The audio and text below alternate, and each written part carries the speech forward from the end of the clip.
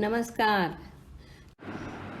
एक शुभ मुहूर्त पर राजा बिज्जळ ने उसकी शादी बसवण्णा के साथ कर दी। नीललोचना अब नीलांबिका बनकर बसवण्णा के महामने में आई। राजा बिज्जळ ने सालंकृत कन्यादान किया था। बसवण्णा के महामने का दरवाज़ा कभी बंद नहीं होता था, वह हमेशा खुला ही रहता था। नीला के तन पर ढेर सारे गहने देखकर एक चोर घर में घुसकर छुपकर बैठ गया। आधी रात को जब सभी सो गए तब वह धीरे से उठकर नीला के गले का हार काट कर ले रहा था तो अचानक नीला जागृत हो गई और सामने अनजान व्यक्ति को देखकर चोर चोर चिल्लाने लगी। बसवण्णा जाग गए तो नीला भागकर उनके पास खड़ी हो गई। बसवण्णा ने एक बार चोर को फिर नीला को देखकर आत्मग्लानि से कहा, नीला, मैं सब लोगों को अपरिग्रह के लिए अर्थात संग्रह न करने के लिए कहता हूँ। तुम मेरी सती होकर सोने से पूरी तरह लदी हुई हो। नीला, एक चोर बड़े घर में तभी आता है जब उसे वह वस्तु बाहर नहीं मिलती या उसे उसकी आवश्यकता होती है। सामान्यों को दुष्प्राप्य वस्तु अपने पास रखने का अधिकार हमें नहीं है। यह अगर चोर है तो हम महाचोर हैं। इसलिए मेरे संगमनाथ देव को सोना ले जाने के लिए खुद आना पड़ा। बसवण्णा की बात पूरी होने से पहले ही नीला ने सभी गहने निकालकर एक कपड़े में बांधे और चोर के सामने रखे। चोर घबराकर उन दोनों को देखने लगा। बसवण्णा ने कहा, अय्या, लीजिए वह, उसका हमें कुछ उपयोग भी नहीं है। आपको इनकी आवश्यकता होगी तभी आप यहाँ आए हैं। घबराइए मत, लीजिए वह। चोर रोते हुए बसवण्णा के पांव पर गिरकर, धोरी, मुझे माफ़ कीजिए, मुझसे गलती हुई। खुला दरवाज़ा और चमकते हुए गहने देखकर मैंने यह पाप किया। देवा, अपरिग्रह का पाठ केवल अन्यों के लिए ही नहीं, मेरे लिए भी है। मेरा क्या है, अकेली जान है। देवा, मैं आपकी सेवा करते हुए आपके पास रहना चाहता हूँ। 2 वक्त का बचा खुचा खाना दीजिए। घर में किसी कोने में मैं पड़ा रहूँगा, कृपया ना मत कीजिए। बसवण्णा ने कहा, भोजन की थाली और मुँह देखने का दर्पण में धातु वही है, पर मांझ दिया तो दर्पण बन जाता है। स्वयं को जान लिया तो शरण, भूल गया तो मानव। अतः बिना भूले कुडल संगम देव की पूजा करो।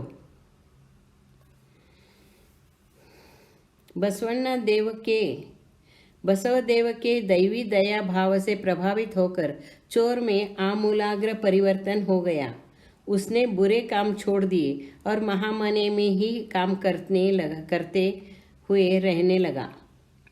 चोरी के आरोप से बरी। कल्याण में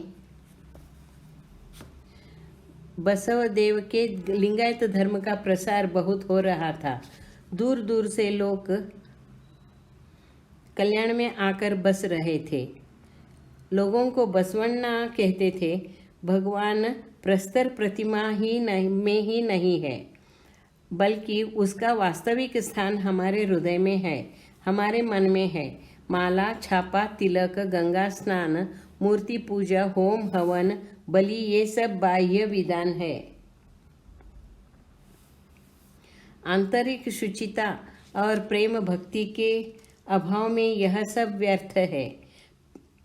परशिव का प्रतीक यह इष्टलिंग है, इसकी उपासना कीजिए।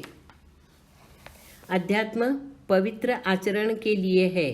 जिनके पास धन है वे मंदिर बनाते हैं। मैं गरीब क्या करूं? मेरे पांव ही खंबे हैं, देह ही देवालय है और सिर स्वर्ण कवलश है। स्थावर नश्वर है, जंगम शाश्वत है। कूड़ल संगम देवा, इस तरह तन रूपी मंदिर में मन रूपी सिंहासन पर परमेश्वर का स्थिर रहना मुख्य है। ऐसा मंदिर बांधने के लिए पवित्र मन, निर्मल तन, शुद्ध आचरण और उदात्त भावना होनी चाहिए। तो ही इस नश्वर तथा क्षुद्र तन की कीमत बढ़कर अमूल्य होगी।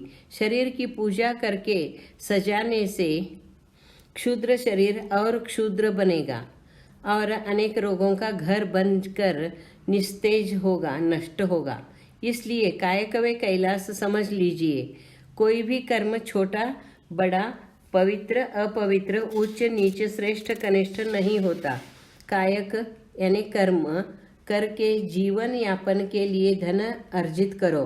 भिक्षावृत्ति पुरुषार्थ का कलंक है।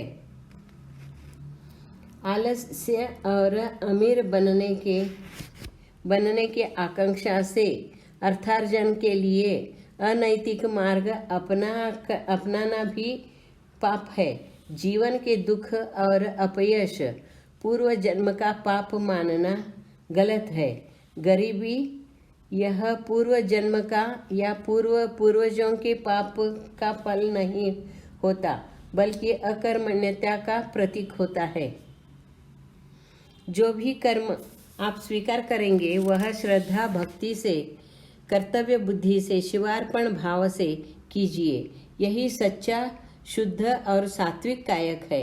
ऐसे कायक से संपादित धन का विनियोग न केवल अपने लिए बल्कि अपने परिवार के लिए ही न करें, बल्कि समाज के लिए भी कीजिए।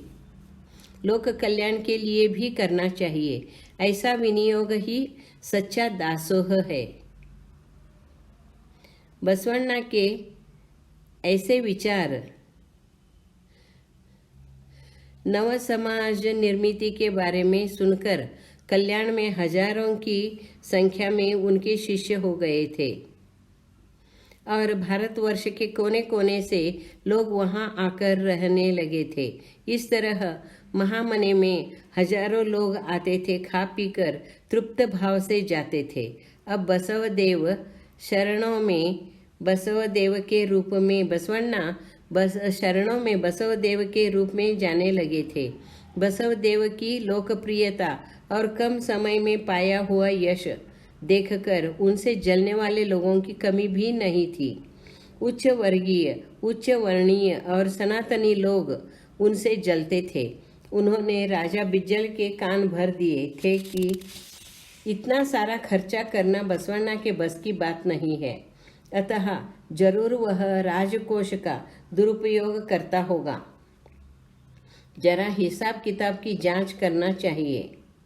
राजा को बसवदेव की ईमानदारी पर पूरा विश्वास था, लेकिन सनातनियों का मुंह बंद करने के लिए उन्होंने बसवदेव को इसके बारे में पूछा तो उन्होंने स्पष्ट कहा कि अनुभव मंडप में आने वाले सभी शरण शरणी अपना अपना कायक करके अपना चरितार्थ चलाते हैं और दासोह भी करते हैं, अतः हमें पैसे की कमी नहीं है।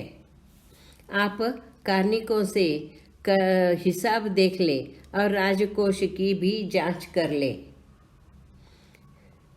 हे राजा, यदि गांव के पास ही दूध की नदी बहती है तो पहाड़ी गाय के पीछे भागना क्यों? निर्लज्ज क्यों बनना, अपमान क्यों सहना? आपके रहते बिज्जल के भंडार से क्या प्रयोजन? कूड़ल संगम देव। राजा ने हिसाब और राजकोष देखा तो राजकोष में हिसाब से भी अधिक संपत्ति थी। तो सभी को मुंह तोड़ जवाब मिल गया। राजा बिज्जल को बसवदेव के कर्तव्य दक्षता, कार्यकुशलता तथा प्रामाणिकता पर पूर्ण विश्वास था। उन्होंने उठकर बसवदेव को अपने बाहुपाश में लेकर आलिंगन दिया और उनसे क्षमा मांगी। इस तरह बसवदेव पर जब भी कभी आरोप लगते थे तो वे आरोप झूठे साबित होते थे और आग में तपे हुए शुद्ध सोने के जैसे बसवदेव का चारित्र्य और निखर आता था। Thank you.